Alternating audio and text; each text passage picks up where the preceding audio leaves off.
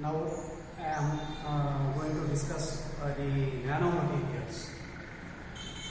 The nanomaterials are the materials or chemical compounds. The size range the 20 to 200 nm are called nanomaterials.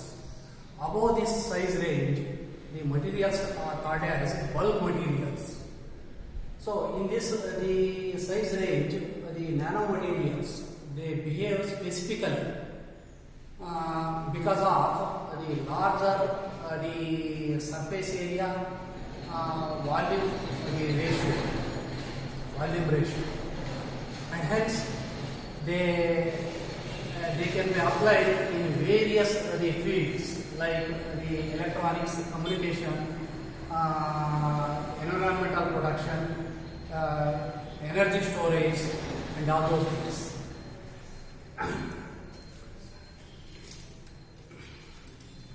The preparation of the materials by various methods, nanomaterials can be synthesized or prepared. Among those, you are having the methods. One is the chemical condensation process, and another one is gas condensation the process. In the chemical the chemical vapor condensation process, the substrate is exposed to one or more volatile precursors.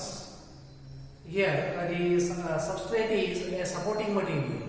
So, that is when exposed to the volatile gaseous the precursors or reactant the materials, and that the precursors reactant the gaseous reactant the substances interact with the surface of the substrate and decompose to produce desired the nanomaterials or nanocompounds. This consists of the activating a chemical reaction between substrate surface and the gaseous the precursor. The activation can be achieved by controlling the temperature of that the reaction. And another one, gas condensation process. So in this method, it requires supersaturation. This method is possible by physical or chemical methods. The physical methods involve some form of the cooling of monomers by expansion, by mixing with a cooler gas or by heat transfer to the surroundings. The chemical method involves the chemical reaction which produce a non-volatile condensable product. These reactions usually decomposition reactions, and hence the nanomaterials are desired the sizes are obtained, and these the reactions can be controlled by the temperature. And then nanotubes, carbon nanotubes. The carbon nanotubes are like a sheet of graphite rolled nanotube with the bonds at the one end of the sheet to close the tube. Just like it is the graphite the sheet. So if you roll this sheet in this way, so the one end is binding with the another the end to give a tube. These two ends are bonded with the carbons, and hence the tube of a definite the diameter is obtained. The single wall nanotubes can have a diameter the 2 nm and length 100 the micrometer.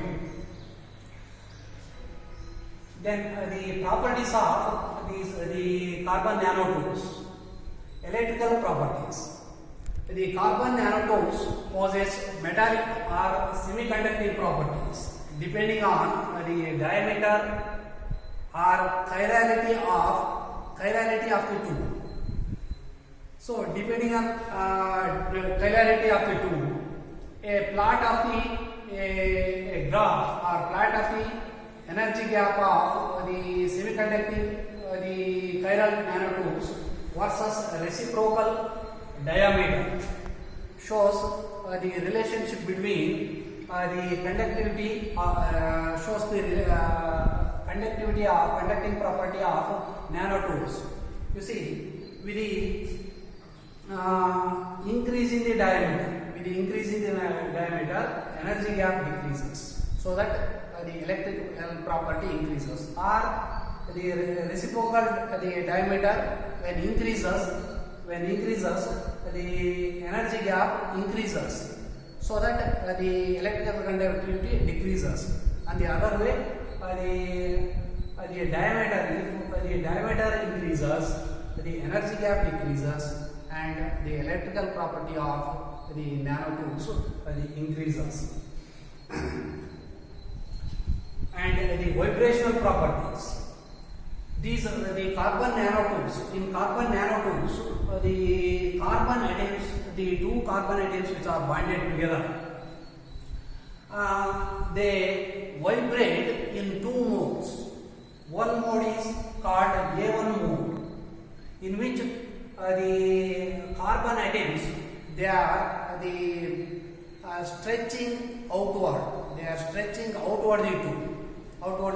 So the energy of this type of due to this type of the vibration increases. Energy increases. In another the mode, it is called the E2Z mode, in which the vibrations of the bonded carbon atoms, they vibrate the inward and the outward. Some of the carbon atoms, they vibrate inward, stretch inward. Some of the carbon atoms, they stretch outward or vibrate outward, so that the squeezing is going to take place in the two, and hence the energy of this type of due to this type of the vibration decreases. And the mechanical properties of the carbon nanotubes. The carbon nanotubes are very strong. The strength is characterized by Young's modulus. Young's modulus, as an example, Young's modulus of the steel is about 30,000 times greater than that of the rubber. With this, we can analyze the strength of different the materials. The larger value of the Young's modulus, more rigid is the material, or more strong is the material. So these the carbon, the nanotubes are very strong, and hence their Young's modulus value is large. And hence these carbon nanotubes are strong and tough. Thermal properties. The thermal properties of carbon nanotubes are directly related to their unique structure and small size. The specific heat of single-walled nanotubes differ from that of the both 2D graphene and 3D graphite, especially at low temperatures. The thermal conductivity of nanotubes is large. So it is about the properties of the carbon nanotubes. Then applications of nanomaterials. The nanomaterials find number of applications. Some applications, these are used as applied as the electrical conductors because of good conducting the properties, and these are applied as the field emitters. So in electronic devices, so these are used to they generate electrical field or magnetic field. These are used to store electrical energy. The carbon nanotubes are used to store the electrical the energy. The carbon nanotubes are the nanomaterials are used in making fibers and the fabrics in textile industries. These the nanomaterials are also used in the electronic making electronic devices, in medical field, in making ceramic materials and many more. And general applications of the nanomaterials in medicine. In the synthesis of the medicine, these nanomaterials are very well used. So, in these the synthesis of the the medicines are nothing but chemical compounds. Those are obtained by the chemical the reactions. So, in those the chemical the reactions in the reacting vessels, to check the stages of reactions, the carbon nanotubes are used in drug delivery. To check the stages of reactions, carbon nanotubes are used in drug delivery system. By using these carbon nanotubes, only small quantity of the medicine can be